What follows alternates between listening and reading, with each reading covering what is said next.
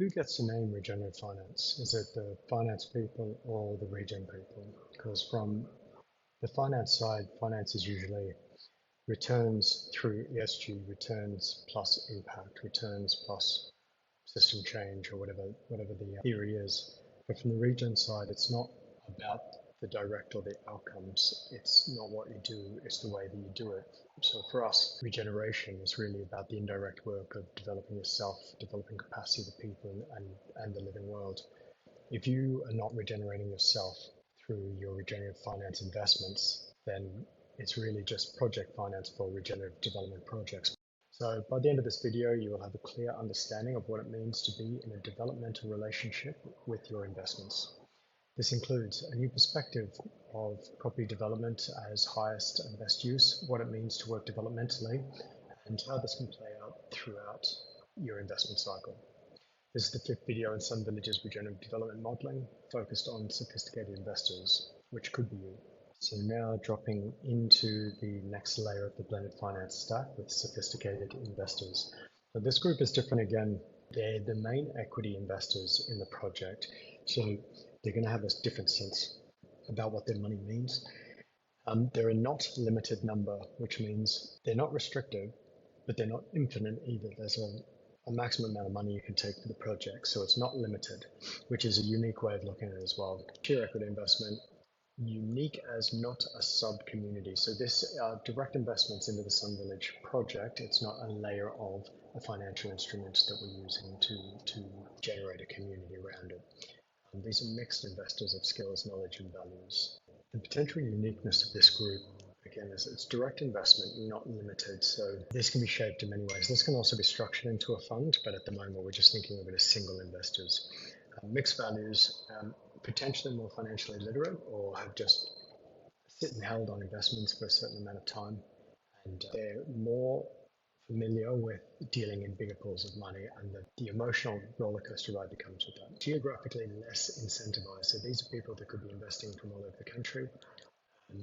They're more used to looking at numbers and judging on project returns as opposed to having that localized understanding of the value of the project from a felt experience. Higher sense of ownership for the building. So these are people that know that they're coming on in the highest pool of ownership category. So that changes the way that they're going to look and feel about how the development is designed, their relationship and responsibilities in it, and what rights that they have. Coming to the regenerative development project, the design and how we can work with the sophisticated investors, I'm thinking of how we can take them through stages of understanding different layers of values and how that shows up and how that can be materialized in the field for different outcomes. So the challenge of highest best use is always highest financial returns. That's what that means every time. But how would you develop a building for maximum financial return? Something along the lines of luxury apartments, Airbnb, service, commercial units, these sort of high-end returns. But now think of a place in nature that you love or have deep connection or resonance with, and hold that in your mind for this next question. How would you develop a building for maximum local environmental utility or development? You might have come out with a flash of an eco-village or tourism or research or bioregional learning center, nature reserve, native animal sanctuary. So in the field, we would do this after meditation and get people together in unison and out in nature to really get that feeling, to get them to understand different layers of values that go beyond finance in a lived, experienced way. That's the difference here. You can't regenerate yourself without feeling a resonance within yourself for this work. A child, or picture yourself when you're a child, or just the deep love of the caring of youth. So how would you develop a building for the maximum nourishment and development of the unique qualities of your child's essential nature? Or might it come up as something like indoor, outdoor, educational, entertainment, like a nourishing sanctuary of development and diversity and just lush experiential world? How would you develop the building for maximum nourishment and development of yourself? The answer come easily. Did you feel like you understood your own essential nature enough to make that decision? If you don't, and there was a way for you to find out through the development work of the project, would you do it? Through our projects, we're creating regenerative group development sessions for people to come on the journey and find their own next best step in their evolution through life and to develop themselves in the capacity for their own full potential. So this is a regenerative development tetrad. This is directly from our Lineage Regenesis Institute. So you learn this in the Regenerative Practitioner.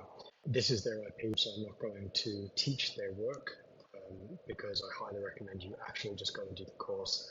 Anyone in the world able to do it, just get on it. But just as a high level, so you can sort of portray the path that you could find as an investor to have a developmental journey along with the project. So high level. This is where the places come from, its unique character.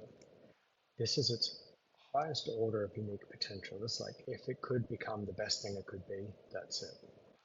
This is about its next best step on its journey to its highest order of potential. And this is about holding the tools and finishing the environment to help it get there.